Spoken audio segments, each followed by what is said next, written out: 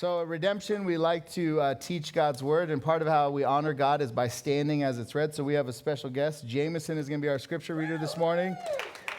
So would you, if you're able, would you stand and open up to Matthew chapter 2. Jameson has a big undertaking. Matthew chapter 2. We're going to be in verse 1 all the way through verse 12. And we're going to be page 471. If you have a blue Bible under your... Can I start now?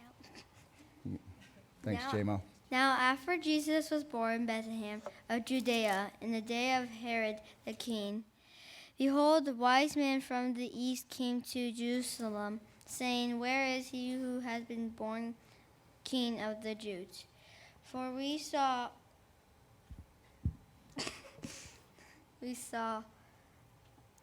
his star when it rose, and it had came to worship him. When Herod the king heard this, he was troubled, and all Jerusalem with him. And assembling all the chief priests and scribes of the people, he inquired of them where the Christ was to be born. They told him in Bethlehem of Judea, for so it was written by the prophet. And you, O Bethlehem, in the land of Judah, are by no means least among the ruler who will shepherd my people Israel. When Herod summoned the wise men secretly and ascertained from them what time the star had appeared, and he sent them to Bethlehem, saying, Go and search diligently for the child, and when you have found him, bring me word that I may come and worship him. After listening to the king, they went on their way, and behold, the star that they had seen when it rose went before them until it came to rest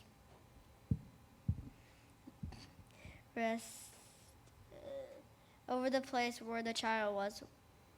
What the heck? I'll hold it. Behold, the star when it rose went before them until it came to rest over the place where the child was.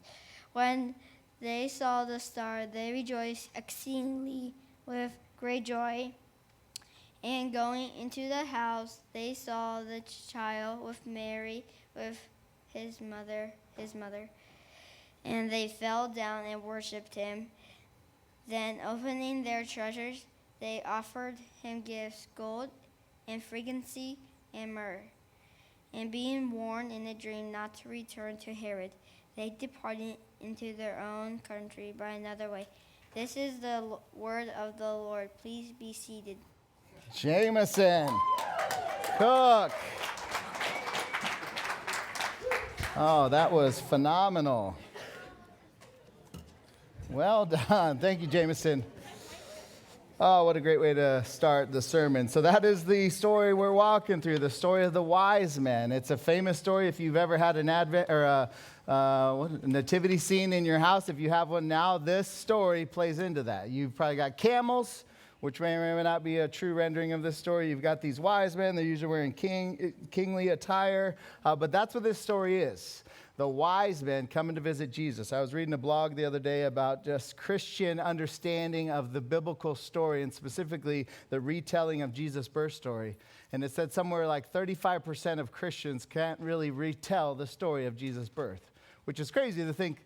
I read another one that said 95% of Americans celebrate Christmas. Christmas is everywhere. And Jesus, the story of Jesus is sort of fluttering in the air, but more and more we have less and less of a culture where we can actually retell the details of this particular story.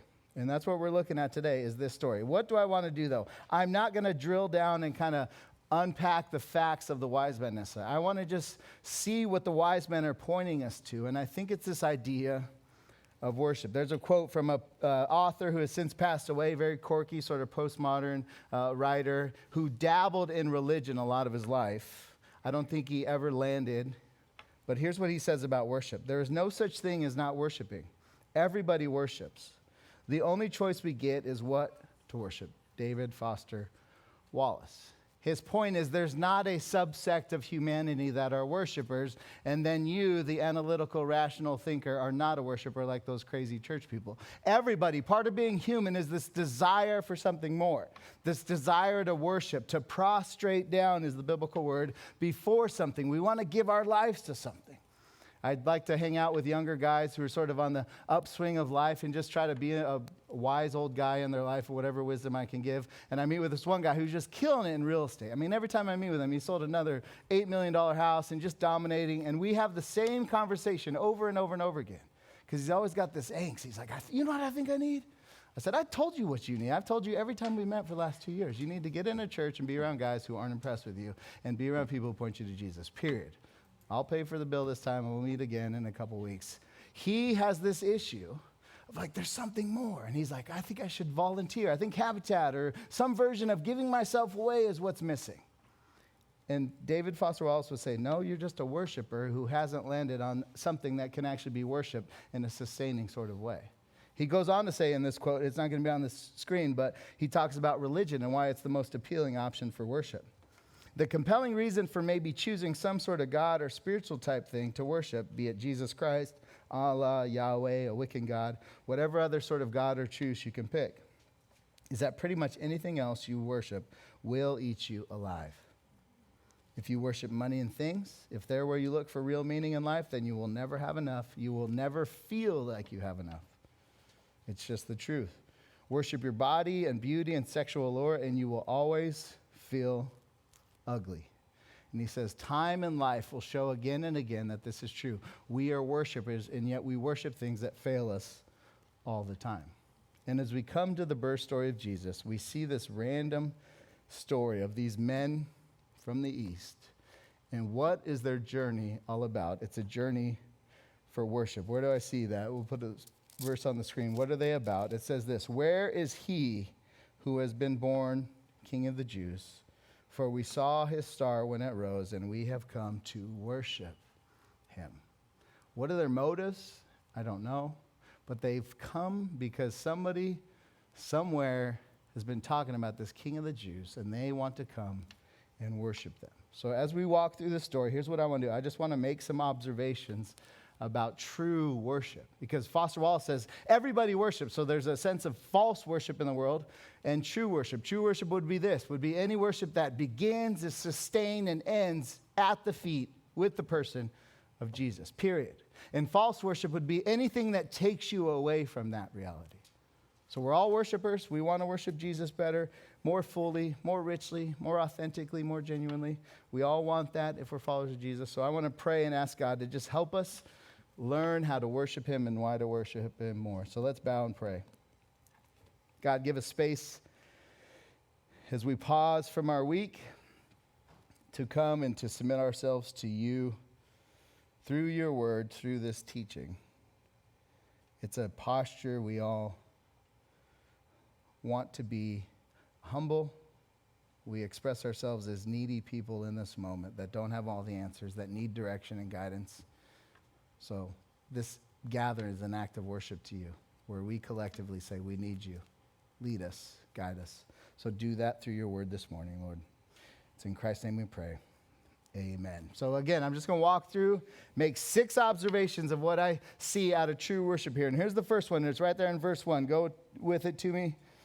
Jameson did a wonderful job. Verse 1 says this. It sets the context. Now, after Jesus was born in Bethlehem of Judea, Anthony taught last week, did a great job. Fast forward now, chapter 2. In the days of Herod the king, behold, wise men from the east came to Jerusalem. Pause right there. How much time has passed? So the baby was just born, and then we're right in this next chapter, and now wise men have come from the east. So this is where the nativity scene in most homes goes awry, because it's all in the manger, all the wise men, everybody's crammed in there. And if you look at chapter 2 of Matthew, you get a different story. Few context. So the house is no longer the manger. So they've moved on. Jewish purification would have had Mary being purified for 40 days. So at least 40 days has passed. They're now in a new house. It's no longer referenced as a baby. The word in Greek there for child is a small child, an infant child. So we're thinking months up to 2 years old. And based off next week's sermon, probably 2 years or under. So time has passed. And these guys come from the east. We're at in the east. Probably Persia, modern-day Iraq.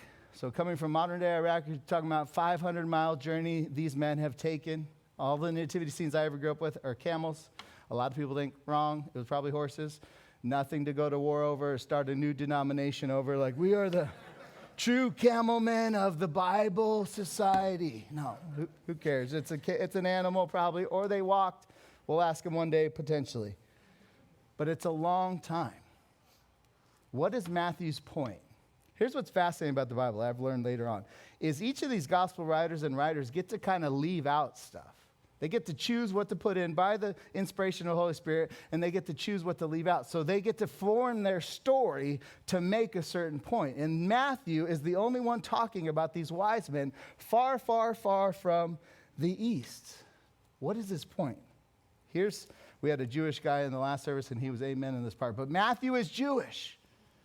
And he's writing particularly to a Jewish audience about a Jewish king. This is a very Jewish book. And I can see the Jewish friend I have in the back. Like, yeah!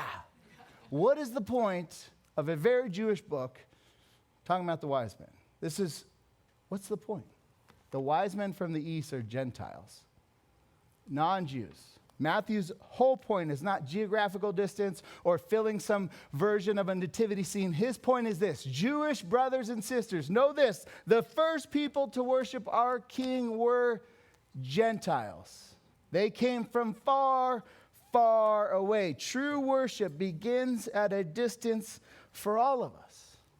That's just how it works. Nobody is born at the feet of Jesus worshiping properly. We all come from a distance. And Matthew wants to make it abundantly clear. Jewish people, just so you know, the people worshiping the King of the Jews are Gentiles. And that's how the kingdom of God works. Anybody from anywhere, no matter how far away, can come and worship at the feet of Jesus. I wrote this down just to reflect on. Like, do you remember how far away you were when Jesus brought you to his feet? It looks different for all of us, but the reality is we all traveled like the wise men to get to the feet of Jesus.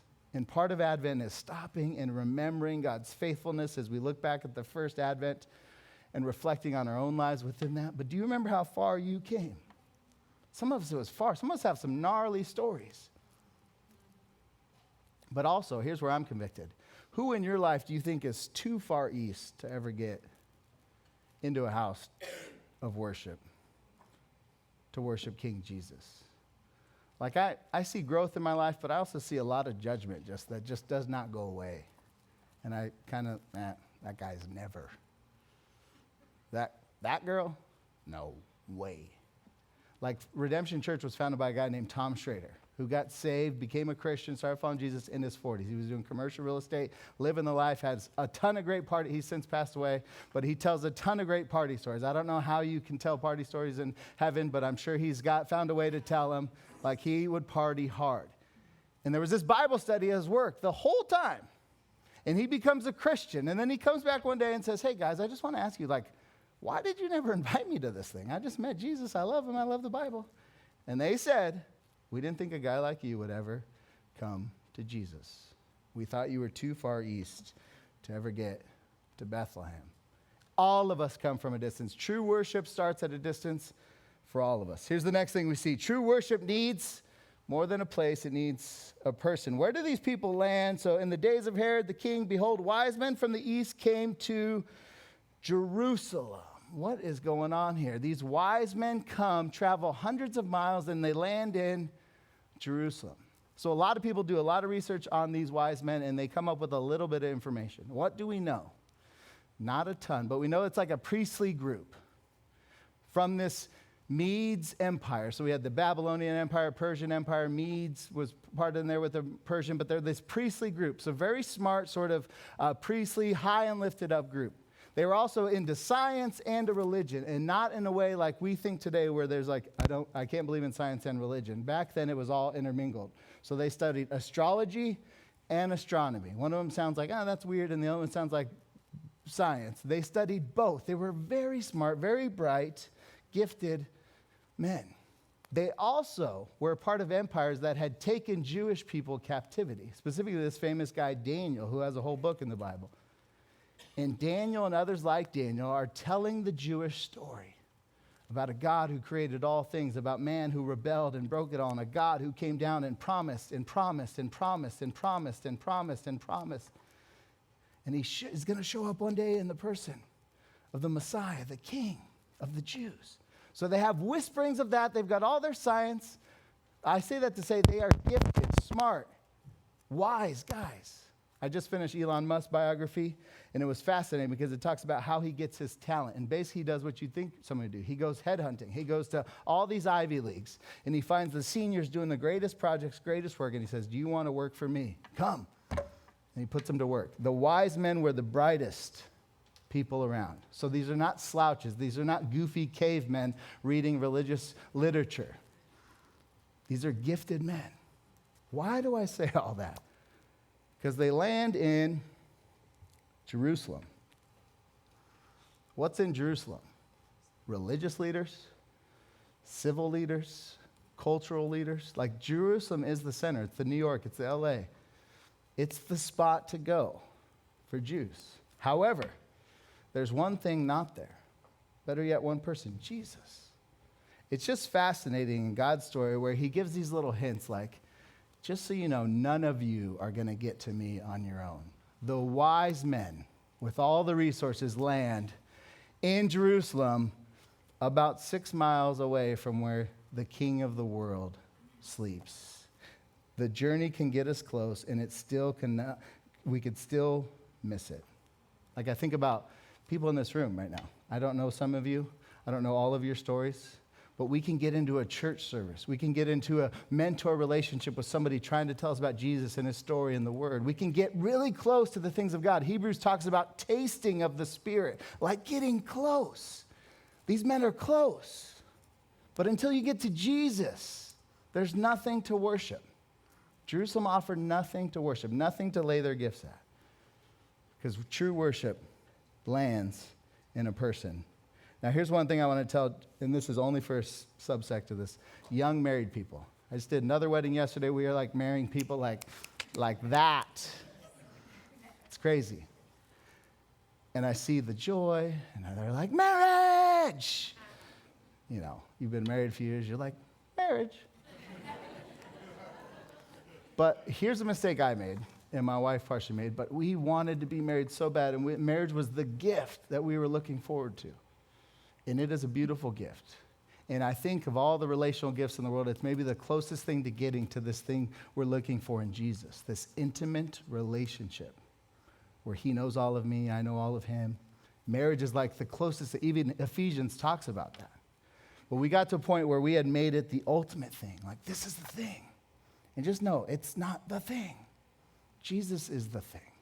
Because about 2-3 years in, we looked at each other, we're like, it seems like we're wanting too much out of this. Like, and there's no like decision you make. You know, I'm going to start worshiping my spouse and not Jesus. So you just kind of fall into it because it's a great gift. But Jesus, the wise men got to Jerusalem close. I can get close to the things of God in my relationship with Aubrey, but if it's not taking me to Jesus, it's missing the point because worship needs a person. Here's the third thing I see. True worship is always led by the hand of God. Where do I see that? Go to verse 2. How these wise men get here. For we saw his star when it rose, and we have come to worship him. They're in the east. They're in Iraq. They see a star. They follow the star with all their wisdom, all their knowledge, all their resources, and they get to Jerusalem. Go down to verse 9. And behold, the star that they had seen when it rose went before them until it came to rest over the place where the child was. The star guided them from the east, got them to Jerusalem. They realize he's not there, and that same star takes them to Bethlehem, about 6 miles away. Think about going from here to PV Mall or here to Metro Center. So they land at Citizens Church. We're here for the King. He's at PV Mall. And they watch the star, and it gets them to Jesus. The star is a very cool part of the story. But the star served its purpose. I remember when I was early on in my faith, people around Christmas time would give me this movie. I don't know if it's still around, The Star of Bethlehem. And it's like all this study on the Star of Bethlehem. Like, if that's your Christmas gift for me, just know it's going to be a white elephant gift at some point. I'm not that into stars or space or any of that. And also, this star served its purpose. It was to take a few men from the east to the king, and it did its job. And God wants us to know this. The wisest of men, the wisest of women, the greatest the world has to offer needs the Lord's guidance to go from worshiping false things to worshiping true things. And God used this star as a sign to bring them there. It's like me and my wife took our kids to Fort Worth like 6 years ago. All 4 kids. Ozzy's like 8 months old. We're like, all right, we got to do it at some point. We do it. And it's a 16-hour drive. So we start at night and just flying through. And I see the Fort Worth sign, and I just lose my mind. But I did not pull over, yes, and just stare at the sign. It was just meant to get me, hey, you're really close. And God has all these ways of using signs, stars, to take us and say, you're close. You're in a church, great. But if you're not worshiping Jesus, you're not there yet. You're in Jerusalem, great, you're close, but it's not Bethlehem. You need to be at the feet of Jesus. And God is still using stars. This passage out of Matthew, Jesus says this about us, followers of Jesus. In the same way, let your light shine before others so that they may see your good works and give glory to your Father who is in heaven. Part of this Advent season is spent looking back. I'd encourage you to look back on the stars God has used in your life to bring you to a place of worship at the feet of Jesus. Here's the fourth thing I see, is true worship is never going to be the norm. Where do I see that? Go to verse 3. When Herod the king heard this, so they're there in Jerusalem.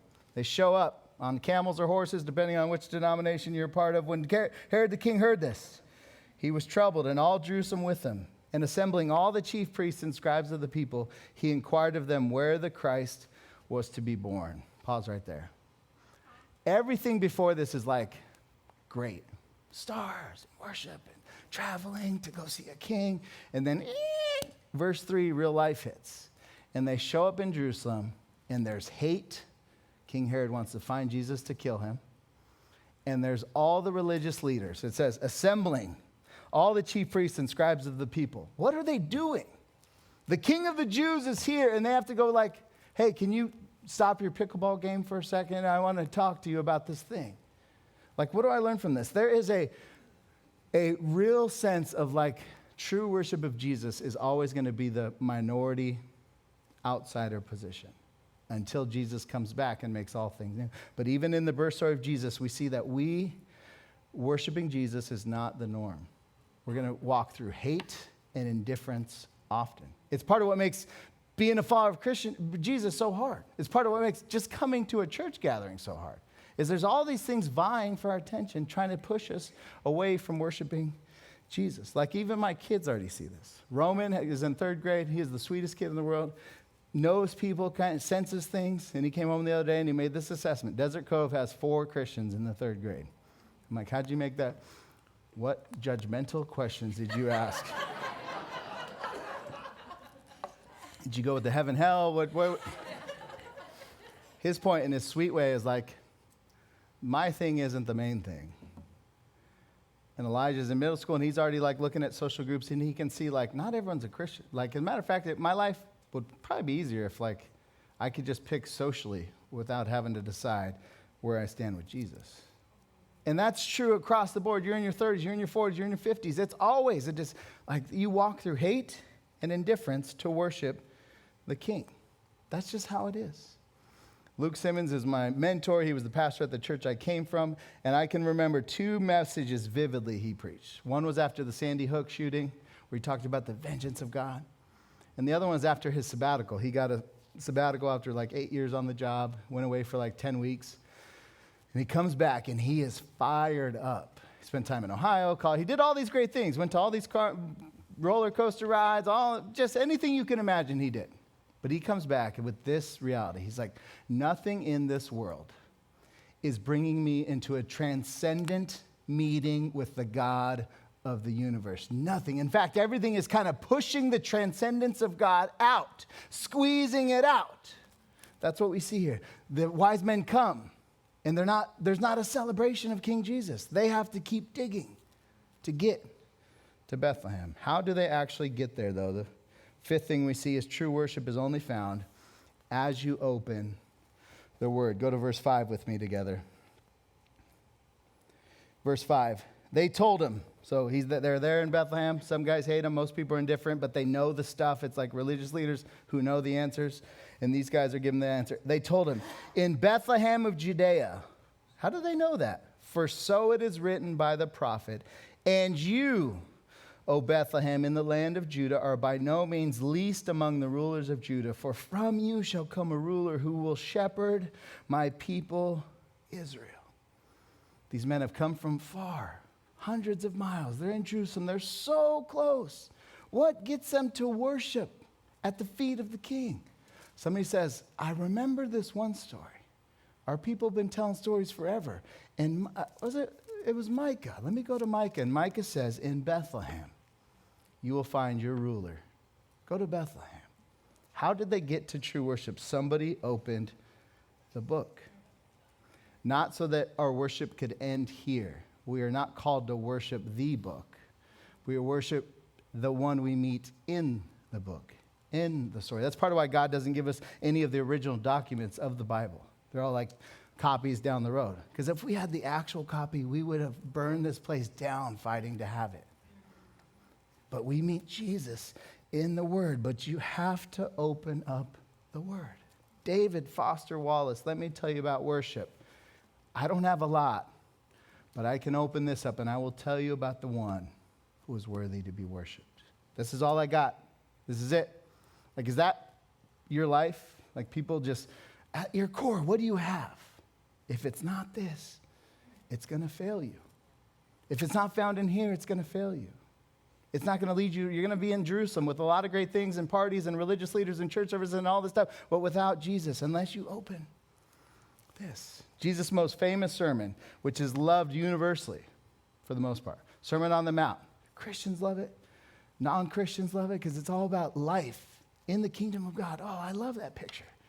About peace and blessedness. But it ends very specifically. This is Jesus' last words after that sermon. Blessed are you if you do this. Blessed are you, blessed. Blessed, blessed, blessed. Everyone's like, all right, I want to be blessed. Jesus in Matthew 7 says this, everyone then who hears these words of mine and does them will be like a wise man who built his house on the rock. And if you don't hear my words and do them, it's like you built your life, your house, your job, everything about you on the sand. Period. What's Jesus' point? You need to go to the book. The wise men got close, but if they did not open the book, if somebody did not have Micah chapter 5 to go to, they never would have got to the king. We need his word. And then finally we have this. True worship is always going to involve our treasures. Let's finish this story out. Verse 7 there. So they're there. They're told. Someone opens up the scroll of Micah. Oh, Bethlehem. Okay. Then Herod summoned the wise men secretly and ascertained from them what time the star had appeared. And he sent them to Bethlehem, saying, go, search diligently for the child. And when you have found him, bring me word that I too may come and worship him. Same word. I want to come worship him. We'll see next week he's not telling the truth. Verse 9, what do these wise men do? After listening to the king, they went on their way. And behold, the star that they had seen when it rose went before them until it came to rest over the place where the child was. And when they saw the star, they rejoiced exceedingly with great joy. And going into the house, they saw the child with Mary, his mother, and they fell down and worshiped him. The images, faces on the ground in worship.